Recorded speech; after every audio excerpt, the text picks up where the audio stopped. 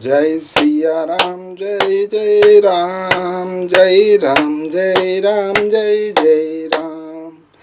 जय सिया राम जय जय राम जय सिया राम जय जय राम। आप सभी सनातन भाई बंधु माता बहनों का स्पिरिचुअल सर्वर परिवार में हार्दिक अभिनंदन है। आप सभी का दिन शुभ हो। श्री रामचरितमानस तुलसीदास कृत हिंदी में आज 20वां दिन है। बालकांड चल रहा है और कमेंट में जय श्री राम लिखना ना भूलें आप लोग। और पिछले कथा के आगे हम लोग कंटिन्यू करते हैं। जय श्री राम जय श्री राम। मंगल द्रव्य मनोहर नाना राजत पाजत विपुल निशाना। कतहूँ बिरदी बंदी उचरही कतहूँ वेद धुनि भूसुर करही। अनेकों प्रकार के मनोहर मांगलिक पदार्थ शोभित हो रहे हैं। अब बहुत से नगारे बज रहे हैं। कई भाट वृंदावली कुल कृति का उच्चारण कर रहे हैं और कहीं ब्राह्मण वेद ध्वनि कर रहे हैं। सुंदर स्त्रियां श्री राम जी और श्री सीता जी का नाम ले लेकर मंगल गीत गा रही हैं। उत्साह बहुत है और महल अत्यंत ही छोटा है। इससे उसमें ना समाकर मानो वह उत्साह आनंद चारों ओर उमड़ चला है। दशरथ के महल की शोभा का वर्णन कौन कवि कर सकता है। जहाँ समस्त देवताओं के शिरोमणि रामचंद्र जी ने अवतार लिया है। फिर राजा ने भरत जी को बुला लिया और कहा कि जाकर घोड़े हाथी और रथ सजाओ, जल्दी रामचंद्र जी की बारात में चलो। यह सुनते ही दोनों भाई भरत जी और शत्रुघ्न जी आनंदवश पुलक से भर गए। भरत जी ने सब साहनी घुड़साल के अध्यक्ष बुलाए और उन्हें घोड़ों को सजाने की आज्ञा दी। वे प्रसन्न होकर उठ दौड़े। उन्होंने रुचि के साथ यथायोग जी ने कसकर घोड़े सजाए। रंग रंग के उत्तम घोड़े शोभित हो गए। सब घोड़े बड़े ही सुंदर और चंचल करनी चाल के हैं। वे धरती पर ऐसे पैर रखते हैं जैसे जलते हुए लोहे पर रखते हो। अनेकों जाति के घोड़े हैं जिनका वर्णन नहीं हो सकता। ऐसी तेज चाल के हैं मानो हवा का निरादर करके उड़ना चाहते हैं। उन सब घोड़ों पर भरत जी के समान अवस्था वाले सब छेल छबीले राजकुमार सवार हुए। वे सभी सुंदर हैं और सब आभूषण धारण किए हुए हैं। उनके हाथों में बाण और धनुष है तथा कमर में भारी तरकस बंधे हैं। सभी चुने हुए छबीले छेल सुरवीर चतुर और नवयुवक हैं। प्रत्येक सवार के साथ 2 पैदल सिपाही हैं जो तलवार चलाने की कला में बड़े निपुण हैं। सुरता का बाना धारण किए हुए रणधीर वीर सब निकलकर नगर के बाहर आ खड़े हुए। वे चतुर अपने घोड़े की तरह तरह की चालों से फेर रहे हैं और भेरी तथा नगारे की आवाज सुन सुनकर प्रसन्न हो रहे हैं। सारथियों ने ध्वजा पताका मणि और आभूषणों को लगाकर रथों को बहुत विलक्षण बना दिया है। उनमें सुंदर चवर लगे हैं और घंटियां सुंदर शब्द कर रही है। वे रथ इतने सुंदर हैं मानो सूर्य के रथ की शोभा ही छीन लेते हैं। अनगिनत श्याम कर्ण घोड़े थे। उनको सारथियों ने उन रथों में जोत दिया है जो सभी देखने में सुंदर गहनों से सजाए हुए सुशोभित हैं और जिन्हें देखकर मुनियों के मन भी मोहित हो जाते हैं। जो जल पर भी जमीन की तरह ही चलते हैं। वेग की अधिकता से उनकी टाप पानी में नहीं डूबती। अस्त्र शस्त्र और सब साज सजाकर सारथियों ने रथियों को बुला लिया। रथों पर चढ़ चढ़कर बारात नगर के बाहर जुटने लगी। जो जिस काम के लिए जाता है सभी को सुंदर सुकून होते हैं। श्रेष्ठ हाथियों पर सुंदर आंबरियां परी हैं, वे जिस प्रकार सजाई गई थी सो कहा नहीं जा सकता। मतवाले हाथी घंटों से सुशोभित होकर घंटे बजाते हुए चले, मानो सावन के सुंदर बादलों के समूह गरजते हुए जा रहे हों।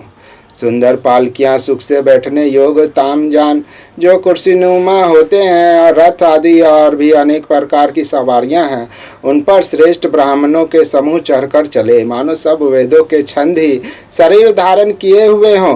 मागध सूद भाट और गुण गाने वाले सब जो जिस योग थे वैसी सवारी पर चढ़कर चले। बहुत जातियों के खच्चर, ऊंट और बैल असंख्यों प्रकार की वस्तुएं लाद लाद कर चले।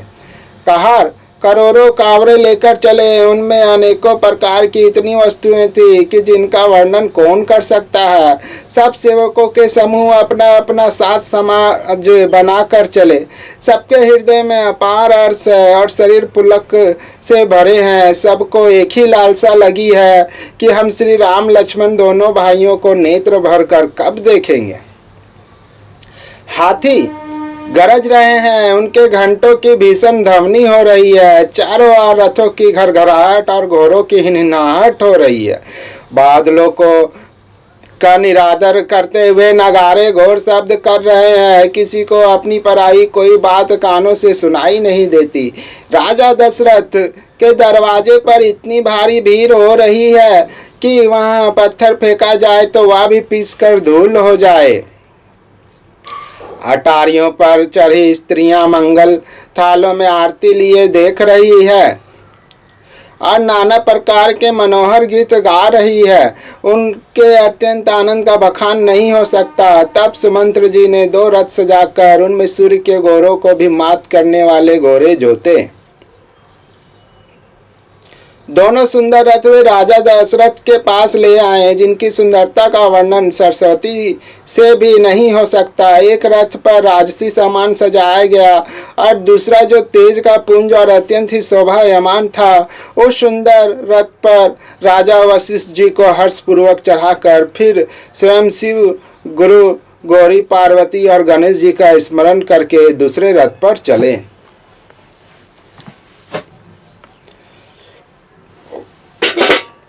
वशिष्ठ जी के साथ जाते हुए राजा दशरथ जी कैसे शोभित हो रहे हैं, जैसे देवगुरु बृहस्पति के साथ इंद्र हो।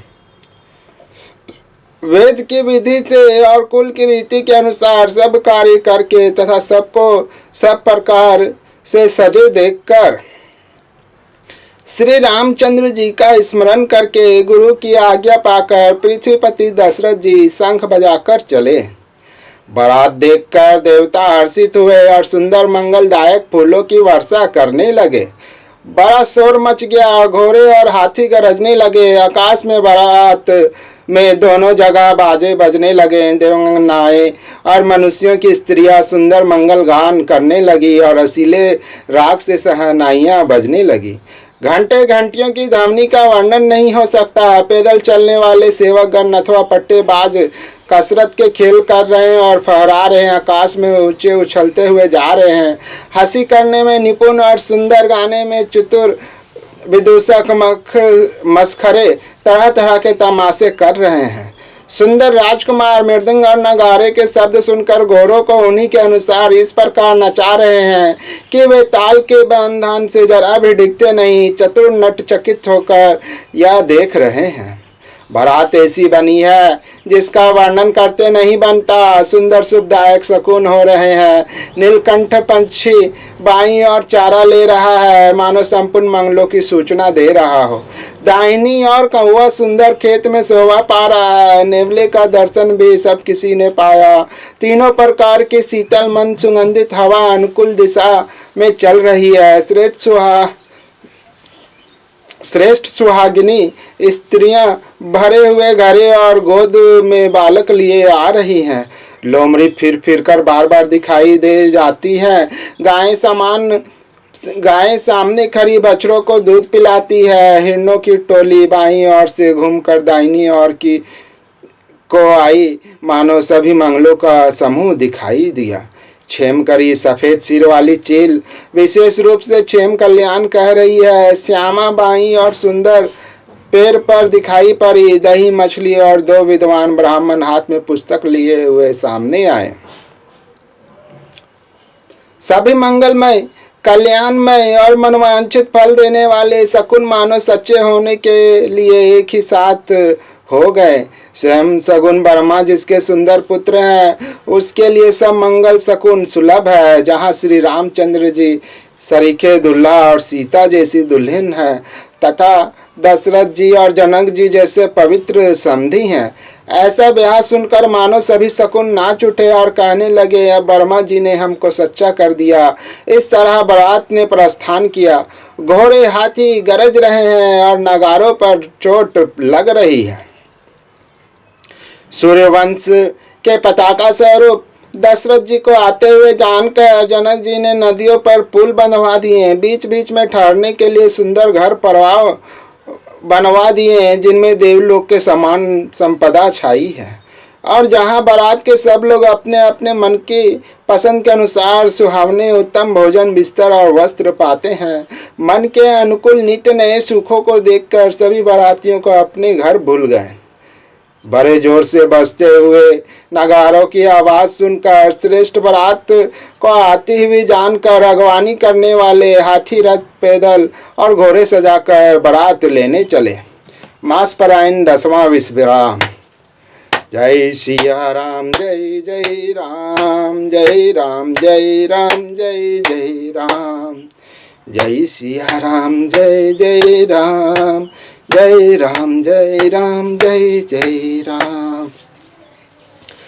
कनक कलश भरी को पर थारा, भाजन ललित अनेक प्रकारा, भरे सुधासम सब पकवानी, नाना भांति न जाहि बखानी। दूध, शरबत, ठंडाई, जल आदि से भर कर सोना के कलश तथा जिनका वर्णन नहीं हो सकता, ऐसे अमृत के समान भांति भांति के सब पकवानों से भरे हुए परात, थाल आदि अनेक प्रकार के सुंदर बर्तन, उत्तम फल तथा और भी अनेकों सुंदर वस्तुएं राजा ने हर्षित होकर भेंट के लिए भेजी। गहने, कपड़े, नाना प्रकार की मूल्यवान मणियां, रतन, पक्षी, पशु, घोड़े, हाथी और बहुत तरह की सवारियां तथा बहुत प्रकार के सुगंधित एवं सुहावने मंगल द्रव्य और सगुन के पदार्थ राजा ने भेजे। दही, चूरा और गणित उपहार की चीजें कांवरों में भर भर कर कहार चले। अगवानी करने वाले को जब बारात दिखाई दी, तब उनके हृदय में आनंद छा गया और शरीर रोमांच से भर गया। अगवानों को सज धज के साथ देखकर बारातियों ने प्रसन्न होकर नगारे बजाए। बाराती तथा अगवानों में से कुछ लोग परस्पर मिलने के लिए हर्ष के मारे बाग छोड़कर सरपट दौड़ चले और ऐसे मिले मानो आनंद के 2 समुद्र मर्यादा छोड़कर मिलते हों।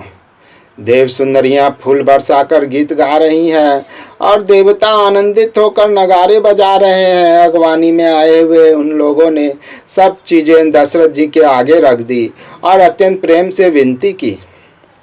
राजा दशरथ जी ने प्रेम से ही सब वस्तुएं ले ली। फिर उनकी बख्शिशें होने लगी और वे याचकों को दे दी गई।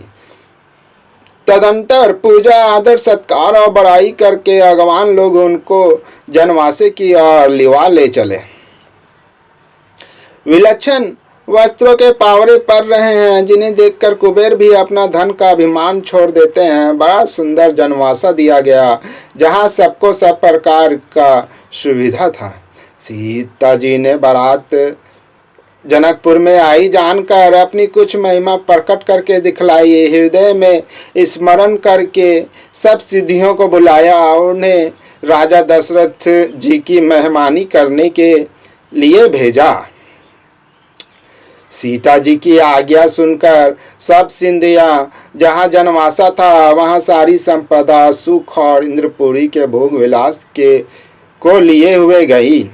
बारातियों ने अपने अपने ठहरने का स्थान देखे तो वहां देवताओं के सब सुखों का सब प्रकार से सुलभ पाया। इस ऐश्वर्य का कुछ भी भेद कोई जान न सका। सब जनक जी की बड़ाई कर रहे हैं। श्री रघुनाथ जी यह सब सीता जी की महिमा जानकर और उनका प्रेम पहचान कर हृदय में हर्षित हुए। पिता दशरथ जी के आने का समाचार सुनकर दोनों भाइयों के हृदय में महान आनंद समाता न था। संकोचवश वे गुरु विश्वामित्र जी से कह नहीं सकते, परंतु मन में पिताजी के दर्शनों की लालसा थी। विश्वामित्र ने उनकी बड़ी नम्रता देखी तो उनके हृदय में बहुत संतोष उत्पन्न हुआ। प्रसन्न होकर उन्होंने दोनों भाइयों को हृदय से लगा लिया। उनका शरीर पुलकित हो गया और नेत्रों से परमाश्रुओं का जल भर आया। वे उस जनवासे को चले जहाँ दशरथ जी थे, मानो सरोवर प्यासे की ओर लक्ष्य करके चला हो। जब राजा दशरथ जी ने पुत्रों सहित मुनि को आते देखा, तब वे हर्षित होकर उठे और सुख के समुद्र में था सी लेते हुए चले। पृथ्वीपति दशरथ जी ने मुनि की चरण धूलि को बारंबार सिर पर चढ़ाकर उनको दंडवत प्रणाम किया। विश्वामित्र जी ने राजा को उठाकर हृदय से लगा लिया और आशीर्वाद देकर कुशल पूछे। फिर दोनों भाइयों को दंडवत प्रणाम करते देखकर राजा के हृदय में सुख समाया नहीं। पुत्रों को उठाकर हृदय से लगाकर उन्होंने अपने वियोग जनित दुसह दुख को मिटाया, मानो मृतक शरीर को प्राण मिल गए हों। फिर उन्होंने वशिष्ठ जी के चरणों में सिर नवाया। मुनिश्रेष्ठ ने प्रेम के आनंद में उन्हें हृदय से लगा लिया। दोनों भाइयों ने जब ब्राह्मणों की वंदना की और मन भाए आशीर्वाद पाए, भरत जी ने छोटे भाई शत्रुघ्न सहित श्री रामचंद्र जी को प्रणाम किया। श्री राम जी ने उन्हें उठाकर हृदय से लगा लिया। लक्ष्मण जी दोनों भाइयों को देखकर हर्षित हुए और प्रेम से परिपूर्ण हुए शरीर से उनसे मिले। तदंतर परम कृपालु और विनयी श्री रामचंद्र जी अयोध्या वासियों, कुटुंबियों, जाति के लोगों, याचकों, मंत्रियों और मित्रों सभी से यथा योग मिले। श्री रामचंद्र जी को देखकर बारात शीतल हुई। राम के वियोग में सबके हृदय में जो आग जल रही थी वह शांत हो गई। प्रीति की रीति की बखान नहीं हो सकती। राजा के पास चारों पुत्र ऐसी शोभा पा रहे हैं मानो अर्थ, धर्म, काम और मोक्ष शरीर धारण किए हुए हो। पुत्रों सहित दशरथ जी को देखकर नगर के स्त्री पुरुष बहुत ही प्रसन्न हो रहे हैं। आकाश में देवता फूलों की वर्षा करके नगारे बजा रहे हैं और अप्सराएं गा गा कर नाच रही हैं। अगवानी में आए हुए सतानंद जी, अन्य ब्राह्मण, मंत्रीगण, मागध, सूत, विद्वान और भाटों ने बारात सहित राजा दशरथ जी का आदर सत्कार किया। फिर आज्ञा लेकर वे वापस लौटे। बारात लगन के दिन से पहले आ गई थी, इससे जनकपुरी में अधिक आनंद छा रहा है। सब लोग ब्रह्मानंद प्राप्त कर रहे हैं और विधाता से मनाकर कहते हैं कि दिन रात बढ़ जाए, बड़े हो जाए। श्री रामचंद्र जी और सीता जी सुंदरता की सीमा है और दोनों राजा पुण्य की सीमा है। जहाँ तहाँ जनकपुर वासी स्त्री पुरुषों के समूह इकट्ठे हो कर यही कह रहे हैं।